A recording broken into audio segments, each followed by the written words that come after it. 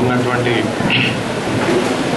మన రెస్పెక్టెడ్ తహసీల్దార్ గారు, తర్వాత ఏసీపీ గారు, శ్రీమతి లీలా లక్ష్మారెడ్డి గారు, మన మండల్ ఎడ్యుకేషన్ ఆఫీసర్ గారు, distinguished principals of different schools and colleges, distinguished faculty and dear students. మనందరం కూడా ఇప్పుడు ఇబ్రాహీంపట్నం చెరువు పక్కకు ఈ మీటింగ్ పెట్టుకున్నాం. ఈ చెరువు గురించి 2 విషయాలు చెప్పాలి. దాదాపు 440 ఏళ్ల కింద ఇబ్రాహీం కుతుబ్ షా అనే మన గోల్కొండ నవాబు ఈ చెరువును కట్టించాను. దీనికన్నా ముందు హుస్సేన్ సాగర్ చెరువు ఉంది కదా, హుస్సేన్ సాగర్ కూడా ఇబ్రాహీం కుతుబ్ షానే కట్టించాను. అయితే ఆయన అల్లుడైనటువంటి హుస్సేన్ షా వలీ, ఆయన ఒక లీడింగ్ ఇంజనీర్, చాలా దగ్గరుండి చాలా ఇంట్రెస్ట్ తోటి ఆ చెరువు కట్టించాను కనుక ఆ చెరువుకు హుస్సేన్ సాగర్ అని పేరు వచ్చింది. మరి తన పేరు మీద ఒక చెరువు ఉండాలని అప్పుడు ఇబ్రాహీంపట్నం చెరువు అంటే ఈ చెరువు కట్టించి తన పేరు పెట్టుకున్నాడు. ఈ చెరువు ఎప్పుడు నిండుగా ఉండేది. ఒక దాదాపు 10-15 ఏళ్ల నుంచి గ్యాప్స్ వస్తున్నాయి, నిండుతలేదు. ఇప్పుడైతే అసలు నీళ్ళే వస్తలేవు. ఎందుకు వస్తలేవంటే ఈ చెరువులోకి ఏదైతే మెయిన్ ఫీడర్ కెనాల్ ఉందో దాన్ని ఫిరంగి నాలా అంటారు. అది యాక్చువల్లీ ఒక బ్రిటిష్ సోల్జర్ అంటే బ్రిటిష్ సైనికుడు. ఆ సైనికులు బ్రిటిష్ సోల్జర్స్ని ఇండియాలో ఫిరంగీస్ అనేది, ఎందుకంటే వాళ్ళకి తోపులు ఉండేది ఆ బ్రిటిషర్స్కు. ఆ తోపును హిందీలో ఫిరంగి అంటారు. ఆ తోపులను మేనేజ్ చేసేటువంటి బ్రిటిష్ సోల్జర్స్ను ఫిరంగీస్ అంటారు. కానీ వాళ్ళు కూడా హ్యూమన్ బీయింగ్సే.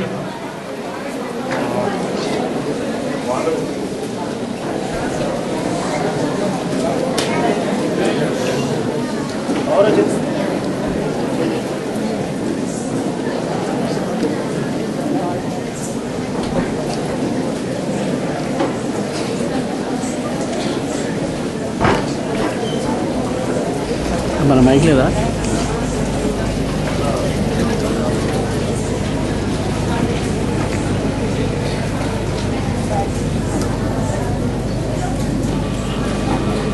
హలో. అయితే ఈ బ్రిటిష్ సోల్జర్ ఏం చేసిందంటే కాంటూర్ మూసీ నదికి సమాంతరంగా ఒక కాంటూర్ కెనాల్ను డిజైన్ చేసి అప్పటి గవర్నమెంట్ ద్వారా దాన్ని ఇంప్లిమెంట్ చేశాం. ఆ ఫిరంగి నాలా హైదరాబాద్ అది మన చేవెళ్ళ దగ్గర చందనవెల్లి అనే ఊరు దగ్గర స్టార్ట్ అవుతుంది. సమాంతరంగా మూసీకి సమాంతరంగా ప్రవహిస్తూ మూసీకి ఒకవైపు ఉన్నటువంటి అంటే రైట్ సైడ్ ఉన్నటువంటి దాదాపు 25 చెరువులు నింపుకుంటూ ఫైనలీ ఇబ్రాహీంపట్నం చెర్లకు వస్తుంది.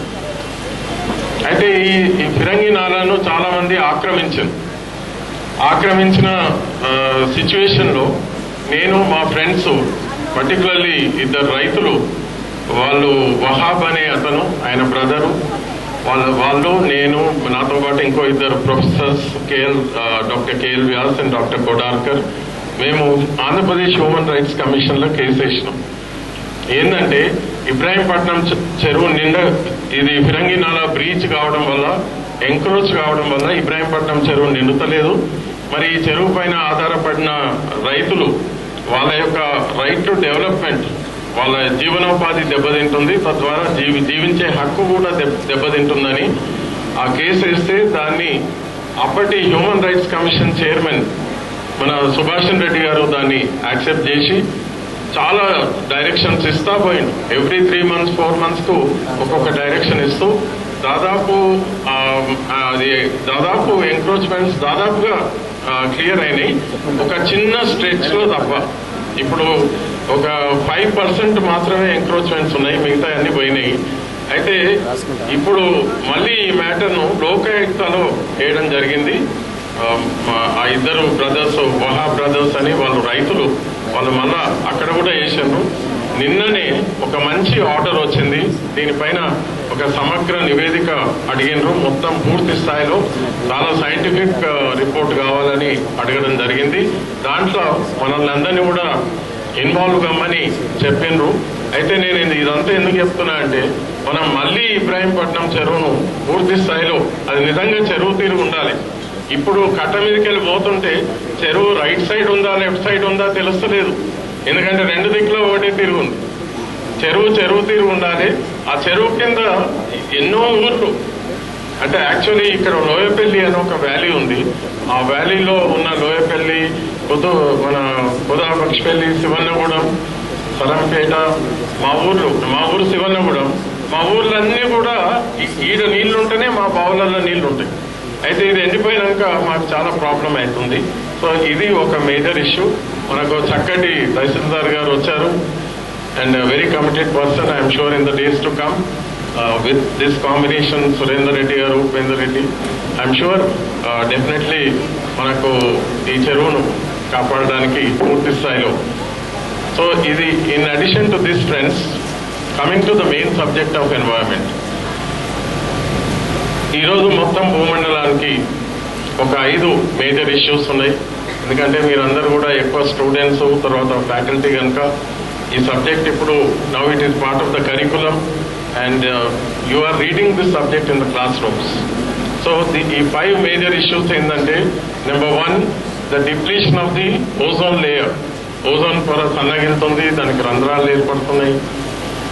ఎందుకైతుంది, ఏం కథ, all that you know, it is basically because of the increasing usage of CFCs, chlorofluorocarbons, right? And దాని యొక్క ఇంప్లికేషన్స్ ఏంది, సూర్యుడి నుంచి వచ్చేటువంటి అతినీల లోహిత కిరణాలు ఇప్పుడు నేరుగా భూమి మీదకి వస్తున్నాయి. దానివల్ల ఇక్కడ it is affecting life in different forms, food chains, food webs ఇవన్నీ కూడా దెబ్బతిని finally life itself is endangered. అందుకే ఆ రోజులలో 1970 ఆ టైంలో ఈ ఇష్యూ ప్రధానంగా ఉండేది కనుక అప్పుడు ఒక పుస్తకం ద సైలెంట్ స్ప్రింగ్ అని పబ్లిష్ అయింది. ఆ సైలెంట్ స్ప్రింగ్ రాకెల్ కార్సన్ రచించినటువంటి ఆ బుక్ లో ఈ ఇష్యూను ప్రధానంగా చెప్తూ how it is going to effect life it self. And life effect అయితే ఈ మొత్తం భూమండలం ఏ విధంగా సైలెంట్ అయిపోతుంది, the spring of life is going to come to an end అని ఆ పుస్తకం యొక్క సారాంశం. దాని తర్వాత ఐక్యరాజ్య సమితి 1972లో స్టాక్హోమ్ కాన్ఫరెన్స్, స్టాక్హోమ్లో స్వీడన్ క్యాపిటల్ అయినటువంటి స్టాక్హోమ్లో వాళ్ళు ఐక్యరాజ్య సమితి యొక్క the first human conference on human environment, first UN conference on human environment పెట్టడం జరిగింది. అక్కడ ఈ conference it was inaugurated on World Environment Day, that is June 5th World Environment డేగా. దాని తర్వాత the entire world has been observing 1972. అక్కడ ఆ conference లో కీనోట్ అడ్రస్ ఇచ్చింది మన అప్పటి ప్రధానమంత్రి మిస్సెస్ ఇందిరా గాంధీ. ఆమె ఆ కాన్ఫరెన్స్ వెళ్ళి బాగా ఇంప్రెస్ అయ్యి ఆ తర్వాత మన దేశానికి తిరిగి వచ్చిన తర్వాత 1974లో ఆమె వెంటనే prevention of water pollution bill తీసుకొచ్చి దాన్ని యాక్ట్గా చేయడం జరిగింది. It is known as the water act of 1974. దాని తర్వాత పొల్యూషన్ కంట్రోల్ బోర్డ్స్ 1976లో ఏర్పడ్డాయి. దాని తర్వాత 5 ఏళ్లకు ప్రివెన్షన్ ఆఫ్ అంటే వాయు కాలుష్య నిరోధక చట్టం వచ్చింది, prevention of air pollution act 1981. దాని తర్వాత 3 ఏళ్లకు భోపాల్లో మొత్తం ప్రపంచంలో ఎన్నడూ జరగనటువంటి the world's worst industrial accident, it occurred in Bhopal 1984 December. So early hours of December 3rd morning, అంటే మిడ్ నైట్ ఆఫ్టర్ 1 o'clock, అంత భయంకరంగా ఆ రాత్రికి రాత్రి 3,000 మంది చనిపోయారు. కానీ అప్పటికే మన దేశంలో ఎయిర్ యాక్ట్ ఉంది, వాటర్ యాక్ట్ ఉంది, PCBs ఉన్నాయి, అన్నీ ఉన్నాయి. అయినా కానీ ఇంత పెద్ద యాక్సిడెంట్ అయింది. 3,000 మంది చనిపోతే తర్వాత 3 లక్షల మందికి వివిధ రూపాల్లో వాళ్ళ యొక్క హెల్త్ ఇదంతా ఎఫెక్ట్ అయితే what is the big lesson that we as the people of this country have learned? మనం ఏమైనా గుణపాఠం నేర్చినామా అంటే ఏం లేదు. వి కంటిన్యూ అంటే మళ్ళీ అటువంటి తప్పులు చేస్తూనే ఉన్నాం. 1984 తర్వాత భారత అంటే ఇండియన్ గవర్నమెంట్ ఏం చేసిందంటే 1986 సమగ్ర పర్యావరణ పరిరక్షణ చట్టం తెచ్చింది 1986. కానీ ఈ లోపల ఏమవుతుందంటే పొలిటికల్ పార్టీస్ మీద ప్రెషర్ బిల్డప్ అయింది. ఇట్లా ఎన్వైరన్మెంట్ యాక్ట్ ఇంత ఆల్ ఇంక్లూజివ్ యాక్ట్ తెస్తే ఎట్లా అని వాళ్ళ కార్పొరేట్స్ ఏం చేసిందంటే ఎన్వైరన్మెంట్ ప్రొటెక్షన్ అథారిటీ రాకుండా వాళ్ళు ప్రెషరైజ్ చేసింది. వాళ్ళ ప్రెషర్స్ కు లొంగి ఇండియన్ గవర్నమెంట్ ఇప్పటి వరకు కూడా ఎన్డీఏ గవర్నమెంట్ వచ్చింది, యూపీఏ గవర్నమెంట్ వచ్చింది, ఏ పార్టీ పవర్ లో ఉన్నా కానీ వాళ్ళు మాత్రం ఈ దేశానికి అవసరం ఉన్న ఎన్వైరన్మెంట్ ప్రొటెక్షన్ అథారిటీ తీసుకురాలేదు. We don't have EPA friends. Let us be very honest, and it is a matter of shame. Particularly international conferences లో వెళ్తే వాళ్ళు ఫస్ట్ క్వశ్చన్ అడుగుతారు, మీ దగ్గర ఈపీఏ ఉందా? Environment protection authority, very all powerful, autonomous, as powerful as the election commission, ఒక independent గా పనిచేసేటువంటి వ్యవస్థ ఉందా అంటే లేదు. చాలాసార్లు ప్రామిస్ చేసిండ్రు. లెట్ us hope ఇప్పుడిప్పుడే కొన్ని రెవల్యూషనరీ ఎనాక్ట్మెంట్స్ వస్తున్నాయి. లైక్ ఫుడ్ ఇది right to food, right to work, right to education, ఇవన్నీ వస్తున్న టైంలో రైట్ టు క్లీన్ ఎయిర్ కూడా వచ్చేటువంటి అవకాశం ఉంది. Let us hope. ఫ్రెండ్స్, ఆంధ్రప్రదేశ్కి వచ్చేసరికి ద సబ్జెక్ట్ ఆఫ్ ఎన్వైరన్మెంట్ ఇక్కడ ప్రజలు మొదటి నుంచి చాలా యాక్టివ్గా ఈ సబ్జెక్ట్ పైన కదులుతూ వచ్చారు. ఆంధ్రప్రదేశ్లో ఉన్నన్ని సక్సెస్ స్టోరీస్ పర్యావరణ పరిరక్షణ కొరకు జరిగినటువంటి పోరాటాల్లో ఆంధ్రప్రదేశ్ ఇండియాలో నెంబర్ 1. ఇండియాలో ఎక్కడ కూడా ఒక న్యూక్లియర్ రియాక్టర్ ఆపలేకపోయింది. It is only at Nagarjuna Sagar in Andhra Pradesh that we the people could stop a nuclear reactor. So that is the first major success story. దాని తర్వాత యురేనియం మైనింగ్ ఆపినాం. ఏది నాగార్జున సాగర్ బ్యాక్ వాటర్స్ లో, అది కూడా దేవరకొండ పిఏపల్లిలో. So that's a second major success. ఇంకా అన్నిటికన్నా మించి నల్గొండ జిల్లా ప్రజలు పోరాడి శాంతియుతంగా పోరాడి సాధించుకున్నది జలసాధన మూవ్మెంట్. అదే అక్కంపల్లి నుంచి ఏదైతే మాధవరెడ్డి కెనాల్ ఉందో, that's a great achievement on the part of the people of this particular state.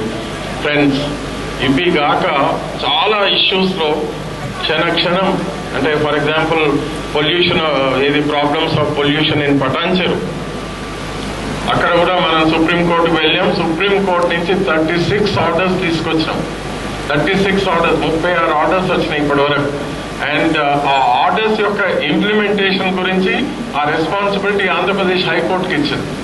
So ప్రజలు definitely they are very very active, dynamic, they are very sensible and they are pro active.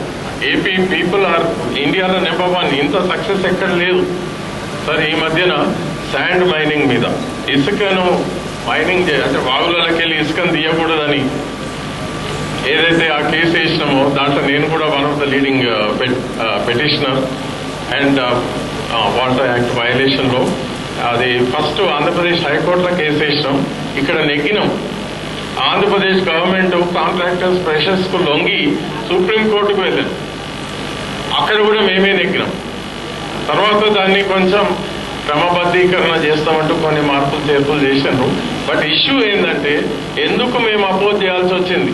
వాగులకి వెళ్ళి ఆ ఇసుకను తీస్తే ఆ ప్రాంతంలో recharging effect అవుతుంది. Ground water recharging తగ్గిపోతుంది, water table తగ్గిపోతాయి. అంటే అటువైపు దగ్గరలో ఉన్న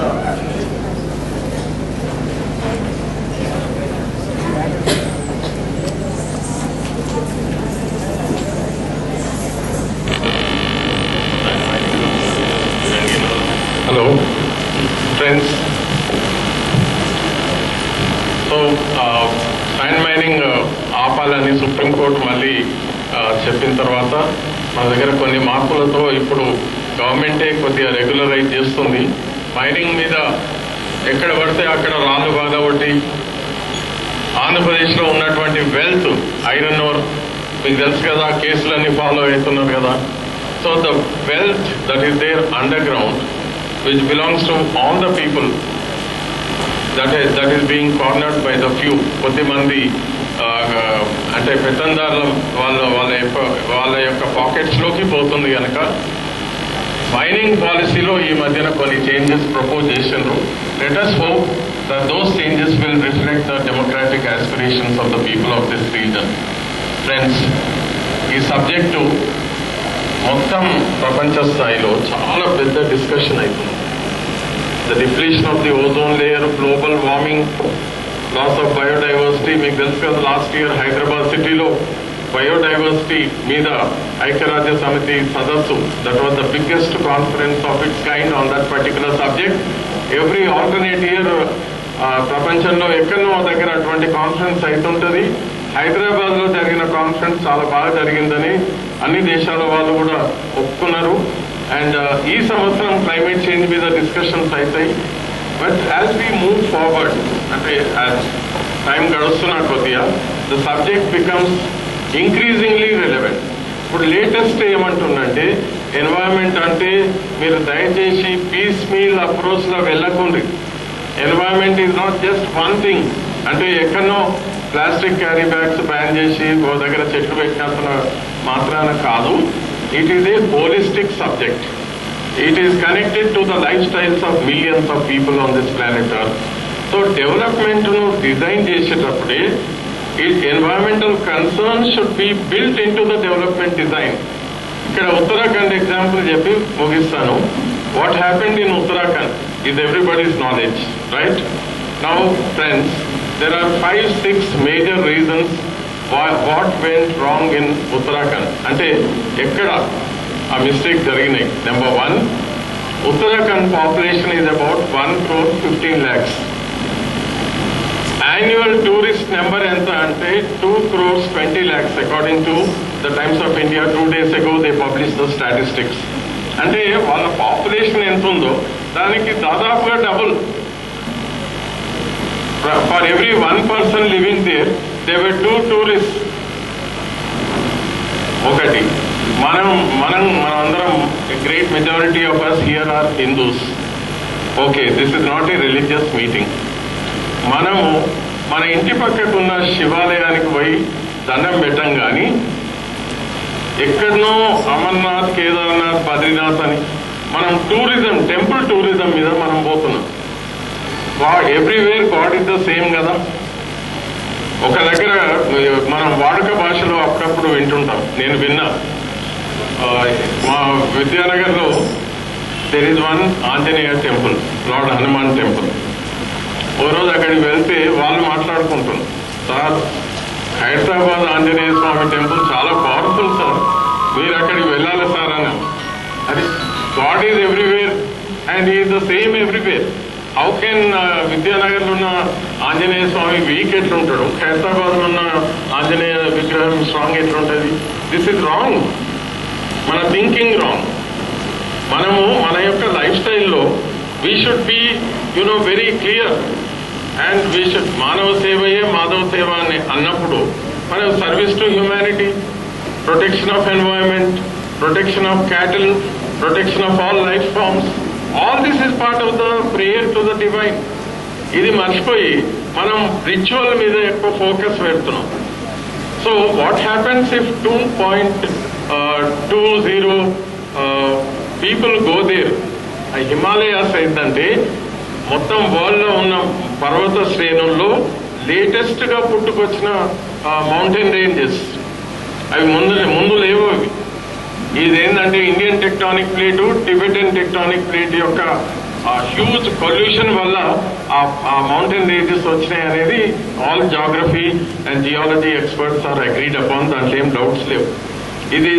ఇది లేటెస్ట్ అన్నట్టు. ఎంత లేటెస్ట్ అంటే అక్కడ సాయిల్ కొహీషన్ అంటాం, అంటే మట్టిలో ఉండేటువంటి ద బీయింగ్ ఆఫ్ టుగెదర్నెస్, ఆ కొహీసివ్ స్ట్రెంగ్త్ కూడా నార్మల్ మౌంటైన్ రేంజెస్ లో ఉన్నంత ఉండదు. డెక్కన్ లో ఉన్న మన పర్వతాలు అంతకన్నా పురాతనమే. ఇక్కడున్న రాక్ ఫార్మేషన్ అంతకన్నా, ఇక్కడున్న ఏ గుట్ట తీసుకున్న ఈస్టర్న్ ఘాట్స్ మొత్తం it's a wonderful ecosystem. And CGR, Council for Green Revolution has started a campaign for the protection of the Eastern Ghats. అయితే అక్కడ ఉత్తరాఖండ్ లో first of all the mountain ranges are new, soil cohesion లేదు, and వాళ్ళ population కు double టూరిస్టులు annually. And వీళ్ళు పోతున్నారంటే వీళ్ళందరూ ఎట్లా పోతారు? వాళ్ళ బస్సులు, కార్లు, జీప్లు, whatever, millions of cars, millions of vehicles. వీళ్ళ కొరకు అక్కడ రోడ్లు చెట్లన్నీ కొట్టేసారు. అసలే సాయిల్ కోహెసివ్నెస్ లేదు. సో మళ్ళీ వీళ్ళు వస్తున్నారని దాబాలు, రెస్టారెంట్స్, గెస్ట్ హౌస్లు, you know all, and most of them in the river bed itself. మన మూసీలో కూడా నిజాం ఎంత ఫార్ సైటెడ్ ఉండే. 1908లో హైదరాబాద్ ఫ్లడ్స్ వచ్చిన తర్వాత ఆయన ఏం చేసిందంటే మోక్షగుండ విశ్వేశ్వరయ్య గారిని పిలిచి ఇన్వైట్ చేసి వారి అడ్వైజ్ మేరకు ఉస్మాన్ సాగర్, హిమాయత్ సాగర్ కట్టి, ఆ తర్వాత ఏం చేసిందంటే పురాణాపూల్ నుంచి చాదర్ఘాట్ వరకు నదికి ఇటువైపు అటువైపు చక్కటి రీటైనింగ్ వాల్ కట్టింది. ఎంత బ్యూటిఫుల్ ఉండేది అది. దాన్ని కూడా కూలగొట్టి ఎంక్రోచ్ చేసి రివర్ బెడ్లా, అసలు బస్ స్టాండ్ ఎవరన్నా రివర్ బెడ్లో పెడతారా? తర్వాత అక్కడ ఎస్టీపీ పెట్టిండ్రు మహాత్మా గాంధీ బస్ స్టాండ్ దగ్గర. రేపు పొద్దున లెటర్ ఎప్పుడన్నా అనంతగిరి హిల్స్ లో సపోజ్ ఒక 2 రోజుల పీరియడ్ లో ఒక 30-35 సెంటీమీటర్స్ రెయిన్ఫాల్ పడ్డది అనుకోండి కొద్దిసేపు, ఆ తర్వాత మళ్ళీ రిపీట్ అయింది అనుకోండి. ఎందుకంటే హిమాయత్ సాగర్, ఉస్మాన్ సాగర్ నిండినాక ఏదైతే ఆ ఫ్లడ్ వస్తుందో, ఆ ఫ్లడ్ నీళ్ళైతే కంపల్సరీ రివర్ బెడ్ లో పోవాలి కదా. మరి పోవాలంటే ఆటంకాలు ఉండొద్దు కదా. మనం ఎగ్జాక్ట్లీ ఉత్తరాఖండ్ లో గంగా యొక్క డిఫరెంట్ ట్రిబ్యూటరీస్ లో ఏవైతే ఆటంకాలు ఉన్నాయో, ఎందువల్లనైతే ఆడ క్రైసిస్ వచ్చిందో, the same thing is here. Chadarghat లో బ్రిడ్జ్ అన్న ఒకటి కట్టిండ్రు. అది బ్రిడ్జ్ కాదు, అది ఆల్మోస్ట్ లైక్ ఎ బ్యారేజ్ అయిపోయింది, నిండిపోయింది కిందంగా. It is a major, it's going to be a major obstruction in the days to come. And దాని యొక్క బ్యాక్ వాటర్స్ వల్ల లో లయింగ్ ఏరియాస్ చాలా ముంపుకు గురై, పర్టికులర్లీ అంటే ఏ రివర్ బెడ్ కు దగ్గరైనా nearest will be the poor people, వాళ్ళు ఎఫెక్ట్ అవుతారు. సో అక్కడ ఉత్తరాఖండ్ లో 680 పవర్ ప్రాజెక్ట్స్ ప్రపోజ్ చేశారు. 680 run of the river projects అని.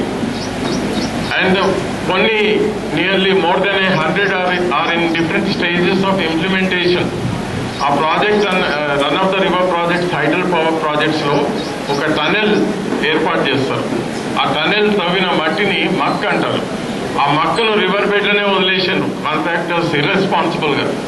ఎవరికి ఎంతసేపు వాళ్ళు డెవలప్ అయితే చాలు. What is happening to the ecosystem nobody bothers. So finally ఏమైందంటే all these and many more cumulatively, ఏ ఒక్క ఫ్యాక్టర్ కాదు, దీస్ అండ్ సెవరల్ అన్ని కలిపి what happened in Uttarakhand, there is a secret information. In fact, one of the TV channels said, it is possible, please follow the word, it is possible that the Chinese may have seeded the clouds. మన దగ్గర crisis create చేయాలని కాదు, వాళ్ళకి నీళ్ళు అవసరం ఉండి చేసి ఉండొచ్చు. అండ్ అది it may have led to a cloud burst. China is world number 1 in cloud seeding. వాళ్ళ దగ్గర 550 planes exclusively meant for cloud seeding. 3,000 anti-aircraft guns ఉన్నాయి with seeding material. ఒక మబ్బును వర్షింపజేయాలంటే depending on the nature of the cloud, it can be ordinary sodium chloride or silver iodide. So అక్కడ they have that preparedness. మన దేశంలో suppose వర్షాలు పడలేదనుకోండి, వర్షాన్ని కురిపించాలి ప్రభుత్వాలు, కురిపించే స్తోమతను మనం ప్రిపేరెడ్నెస్ మనం క్రియేట్ చేసుకోవాలి.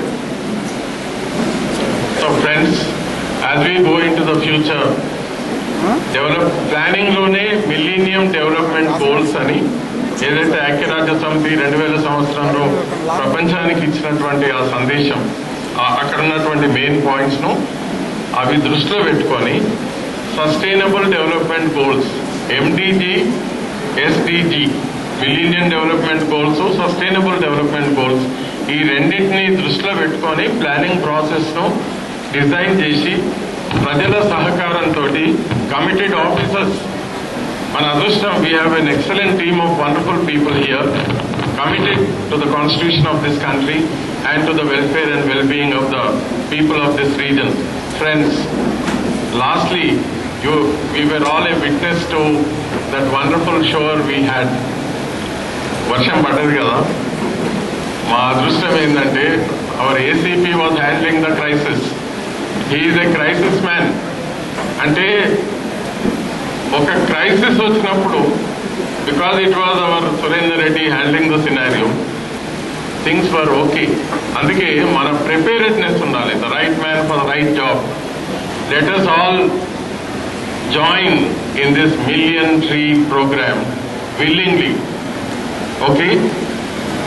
Let us all take the big pledge that each one of us will be partners in the tree plantation program. ఇది మన కేవలం ఇప్పుడున్న తరమే కాదు, రాబోయే తరాల్ని దృష్టిలో పెట్టుకొని లీలా లక్ష్మారెడ్డి గారు డిజైన్ చేసినటువంటి ప్రోగ్రామ్. మెదక్ జిల్లాలో ఒకటే రోజు 10 లక్షల చెట్లు పెట్టాను. With that experience, Madam has come here to Rangareddy district, and we expect the people of Rangareddy, all the schools and colleges and principals, particularly mana enlightened sections of society, I request that we should all be part of this wonderful program. Thank you very much.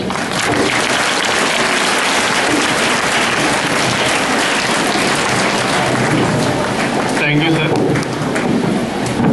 మీరు ఈ ప్రాంతవాసి ఉండి ఈ ప్రాంతంలో మా విద్యార్థులకి చక్కటి మార్గనిర్దేశం చేసినందుకు మరోసారి మీకు ధన్యవాదాలు. ఇంకా రాబోయే కాలంలో ఈ ప్రాంతంలో ఇప్పుడు మీరు మన కార్యకర్తలు ఏవైతే మన పాఠశాలలో తిరిగి వాళ్ళకి అవగాహన కలిగిస్తున్నారో, ఒకరొకరు ప్లాంట్స్ని ఏ విధంగా పెంచాలి, వాటి సంరక్షణ ఏ విధంగా చేయాలి అని చెప్తున్నారో, అవన్నీ మా విద్యార్థుల తరఫున మేము సంరక్షిస్తామని మీకు తెలియజేస్తూ, ఇంతటి మంచి అవకాశాన్ని మా ప్రాంతానికి ఇచ్చినందుకు, ప్రాధాన్యత ఇచ్చినందుకు మీకు మరోసారి ధన్యవాదాలు తెలియజేస్తున్నాం సార్. మీకు మరీ టీం అందరికీ ప్రత్యేక ధన్యవాదాలు తెలియజేస్తున్నాం. తర్వాత ఈ కార్యక్రమం ముగియబోతుంది. దానికంటే ముందు విద్యార్థులకి ఒక్కొక్క సెషన్ అంటే బ్యాచ్ వైజ్, ఈ బ్యాచ్ వైజ్ వాళ్ళు ముందు వెళ్ళాలి. ఈ తర్వాత వీళ్ళు నాకు రైట్ సైడ్ ఉన్న వాళ్ళు వెళ్ళాలి. ఎందుకంటే అక్కడ స్నాక్స్ రెడీగా ఉన్నారు, వాలంటీర్స్ లైన్గా వెళ్ళి తీసుకువెళ్ళాలి. మరి ఈ కార్యక్రమానికి ఓట్ ఆఫ్ థ్యాంక్స్ చెప్పాల్సిందిగా మన టీజీఆర్ కార్యకర్త మౌనిక గారిని కోరుతున్నాను. టీజీఆర్ వాలంటీర్స్ అందరు కూడా ఫోటోగ్రాఫ్ తీసుకోవడానికి స్టేజ్ పైకి రావాలి. ఓట్ ఆఫ్ థ్యాంక్స్ కాగానే జస్ట్ ఒక్క నిమిషంలో మీరందరూ సెట్ అయిపోండి. పెద్దవాళ్ళందరూ వెనకాల నిలవండి, కింద వాళ్ళందరూ ఇక్కడ కూర్చోండి. తొందరగా ఫోటోగ్రాఫ్ తీసుకుందాం, మళ్ళీ సార్ వాళ్ళందరికీ లేట్ అవుతుంది. మీరందరూ ఒక 2 minutes లోనే అయిపోయింది ప్రోగ్రామ్, అయిపోగానే వెళ్ళిపోతారు. Thank you.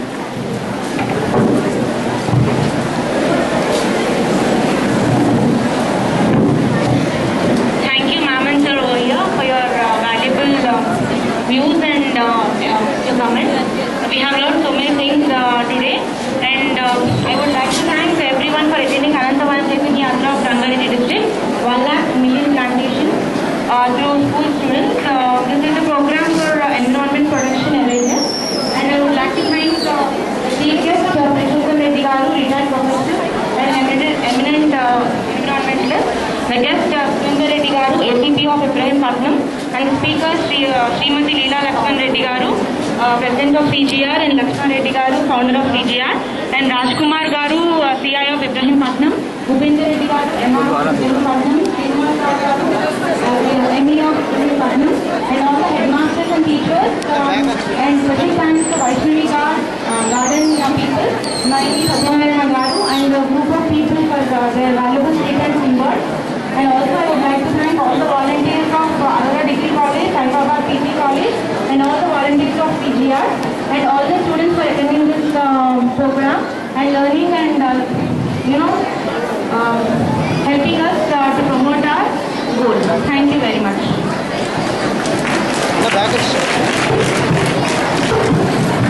మీరు ఎవరు లేవద్దు, మీ వాలంటీర్స్ వచ్చిన తర్వాతనే మీరు వెళ్ళాలి. అప్పటి వరకు మీరు చెప్పేంత మీరు కూర్చోండి, ఎవరు వెళ్ళాలో నేను చెప్తాను.